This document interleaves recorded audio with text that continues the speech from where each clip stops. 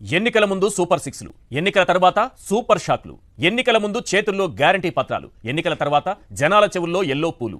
ఇప్పుడు చంద్రబాబు కొత్త స్కీమ్ తీసుకురాబోతున్నారు. 2014లో మేనిఫెస్టోలో చెప్పి ఎగ్గొట్టిన 300 హామీల లిస్టులో 2024 మేనిఫెస్టోను కలిపేస్తే ఎలా ఉంటుంది? ప్రస్తుతం ఈ స్కీమ్ పైనే కసరత్తు చేస్తున్నారు. లేకపోతే ఏంటి సార్?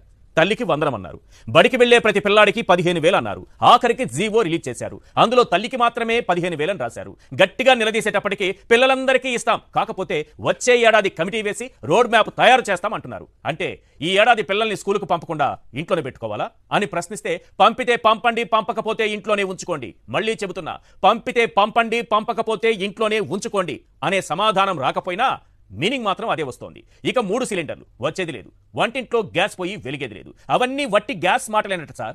ఈ విషయం చెప్పింది ఎవరో కాదు, నాదెండ్ల మనోహర్ గారు. అవునా? అయితే మిగతా పథకాల మాట ఏంటి అంటారా? ఆ పథకం ఈ పథకం అని కాదు సార్.